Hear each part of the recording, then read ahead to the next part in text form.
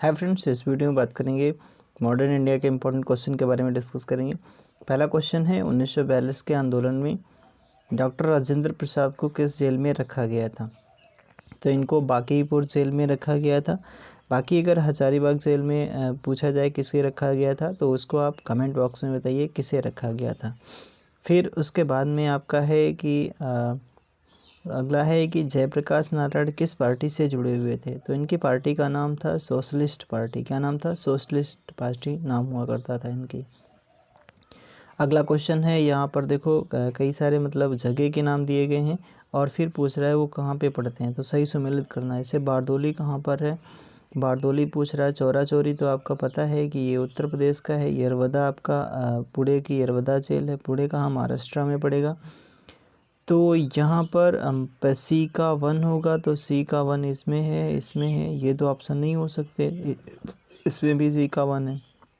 फिर उसके बाद में चौरा चौरी आपका उत्तर प्रदेश में, तो मतलब 2 का 4 होगा। 2 का 4 किस में? इसमें भी, इसमें भी। तो मतलब इन दो में से होगा।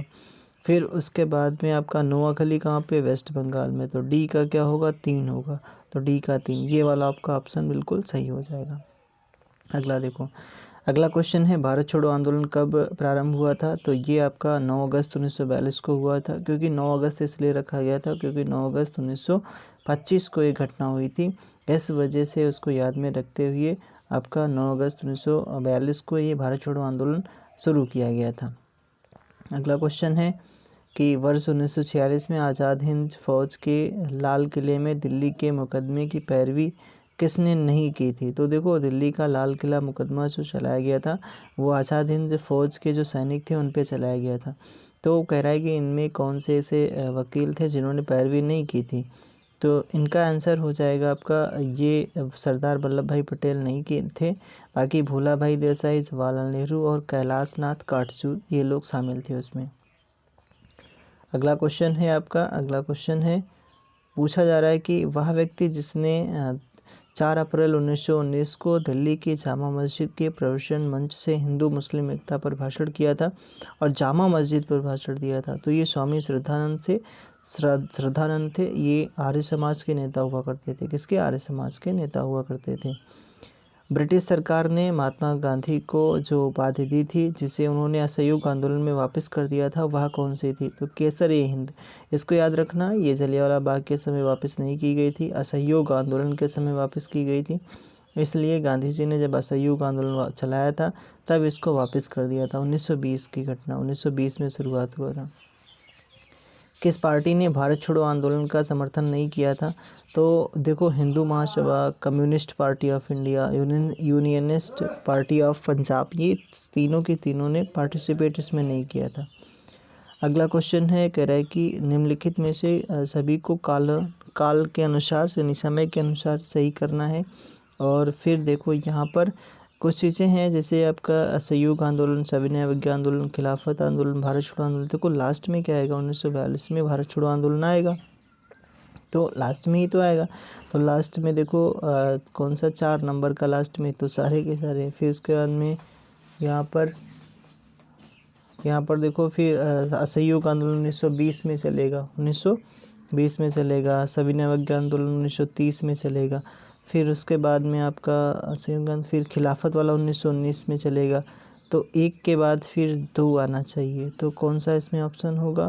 तो ये वाला आपका ऑप्शन सही बैठेगा। तो 3 1 2 4 वाला।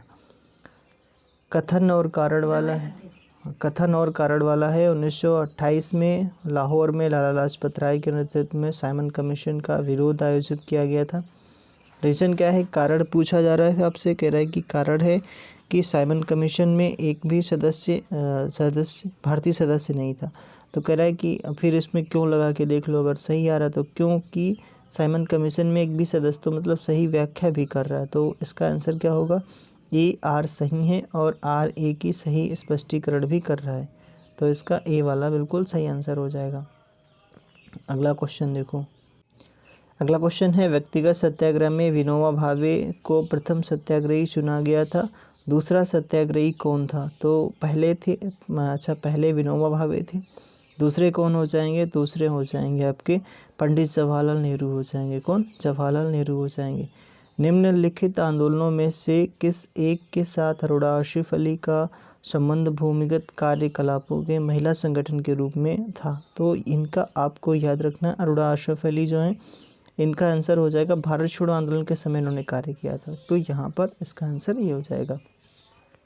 कौन सा कथन पूना पैक्ट 1932 के संदर्भ में सही नहीं है? पहला है नौकरियों, सरकारी नौकरियों में दलितों को समुचित प्रतिनिधित्व, तो ये इसकी बात नहीं कही गई थी। आपका सारे ये वाले सही हैं, जैसे प्रांतीय विधानमंडलों में दलित वर्ग के लिए स्थानों का आरक्षण, केंद्रीय विधानमंडलों में दलित वर्ग के लिए स्थानों का आरक्षण, संयुक्त निर्वाचक मंडल पद्धति की स्वीकृति।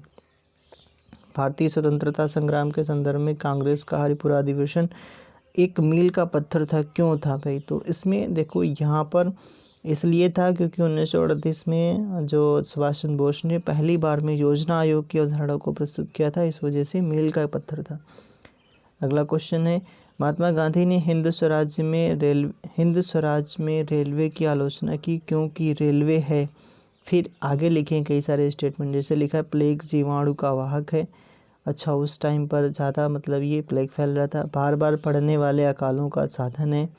समाज में वर्ग भेद बढ़ाने के लिए उत्तरदायी है। दुर्घटनाओं का वाहक है। और ये पूछ रहा है इनमें से कौन सा सही है? तो 1, 2, 3 वाले सही हैं, बाकी आपके गलत हो जाएंगे। तो इसका देखो यहाँ पर 1, 2, 3 वाला सही है, और डी वाला जैसे दुर्घटनाओं का वाहक है, ये इन्होंने उसमें मतलब नहीं बताया था हिंद स्वराज में। अगला क्वेश्चन क्या है? अगला क्वेश्चन अगला क्वेश्चन पूछ रहा है कि निम्नलिखित उद्घोषणा पर विचार कीजिए और उद्घोषणा करने वाले व्यक्ति को नीचे दिए गए कोड का प्रयोग कर पहचानिए। समय आ गया है कि जब सम्मान चिन्ह हमारी शर्म को अपमान के अपने असंगत संदर्भ में चमका रहे हैं, और मैं अपनी ओर से सभी विशिष्ट उपाधियों से वंचित होकर अपने उन देशवासियों के साथ खड़ा होना चाहता हूँ जो अपने तथाकथित नगण्यता के लिए वह अधूल गति झेलने के दायी हैं और मनुष्यों के उपयुक्त नहीं है। तो ये किसका स्टेटमेंट है? इतना बड़ा स्टेटमेंट आपसे पूछ रहा है, तो ये स्टेटमेंट है रविंद्रनाथ टैगोर जी का।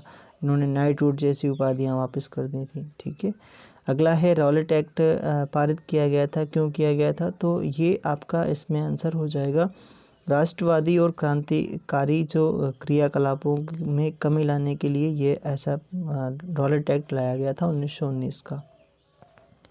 सरदार वल्लभ भाई पटेल ने के नेतृत्व में शुरू हुए बारदोली सत्याग्रह की मुख्य मांग कौन सी थी? तो अगर देखा जाए मुख्य मांग थी नई बढ़ी हुई लगान दर की वापसी, क्योंकि टैक्स वहाँ पर ज़्यादा वसूला जा रहा था, इस वजह से बारदोली सत्याग्रह हुआ था। सरदार पटेल जी को वहीं पर सरदार की उपाधि दी गई थी बारदोली सत्याग्रह में। अगला है असहयोग आंदोलन के विषय में निम्नलिखित कथनों पर विचार कीजिए। पहला कथन है आपका, पूछ रहा है कि यह आंदोलन इससे पहले हुए किसी भी अन्य राजनीतिक आंदोलन की अपेक्षा काफ़ी बड़ी प्रबलता का था। ठीक है, तो सही बात है। दूसरा कह रहा है कि यह आंदोलन हिंदू मुस्लिम एकता को प्रोत्साहित करने में सहायक था। तीसरा है यह आंदोलन राष्ट्रवाद, फिर मध्यम वर्ग, फिर राजनैतिक, और फिर कह रहा है धर्म, सामंतवाद, कृषक असंतोष और श्रमिक वर्ग आंदोलन का मिश्रण था। देखो इसमें भाई सारे लोग नहीं आए थे। ठीक है, जैसे धर्म और सामंतवाद, फिर उसके बाद में राष्ट्रवाद, ये सारी चीज़ें इसमें शामिल नहीं थी। तो आपका जो बिल्कुल सही आंसर हो जाएगा ई और बी वाला सही हो जाएगा, सी वाला इसमें गलत है। डी मतलब सारे लोग सपोर्ट नहीं किए थे असहयोग आंदोलन में, इस वजह से यहाँ पर ये सफल नहीं हुआ था। उसके बाद वापस भी ले लिया गया था। अगला क्वेश्चन है महात्मा गांधी के सत्याग्रह के संदर्भ के विषय में निम्नलिखित में से कौन सा या कथन सही है? देखो ये अच्छा क्वेश्चन है। पूछ रहा है कि पहला कथन है कि सत्य और अहिंसा इसके दो महत्वपूर्ण संगठक हैं। अच्छा, सत्याग्रह से है क्वेश्चन। दूसरा है सत्याग्रही बुराई का प्रतिरोध करेंगे परंतु बुरा करने वाले से घृणा नहीं करेंगे। तीसरा है सत्याग्रही यदि आवश्यक हो तो स्वयं को और बुरा करने वाले को भी पीड़ा पहुंचाएगा। इनमें से कौन सा इसका सही है? तो देखना भैया इसका कौन सा सही होगा। तो इसका जो सही होगा, इन्होंने जो बात की थी वो आपका सत्य और अहिंसा इसके दो महत्वपूर्ण घटक हैं, ये तो बात की गई थी। ठीक है, ये तो बात की गई थी। उसके बाद में अगर डिस्कस किया जाता है कि सत्याग्रही बुराई का प्रतिरोध करेंगे और परंतु बुरा करने वाले से घृणा नहीं करेंगे, ठीक है। फिर उसका तीसरा वाला गलत है, कह रहा है कि सत्याग्रही यदि आवश्यक हो तो स्वयं को बुरा करने वाले को भी पीड़ा पहुंचाए, ये नहीं, ठीक है, ये कुछ नहीं कहा गया था। तो 1 और 2 वाला ऑप्शन इसमें सही है, ठीक है, 1 और 2 वाला ऑप्शन सही है। तो आज के लिए इतना ही। Thank you, thanks for watching, और लाइक शेयर सब्सक्राइब जरूर कर दें, आपको ऐसे वीडियो मिलते रहेंगे। लास्ट में क्वेश्चन है कि महात्मा गांधी से एक अच्छा सा एक कोई फैक्ट अगर आपको बताओ, एक कमेंट बॉक्स में ज़रूर लिखें। Thank you.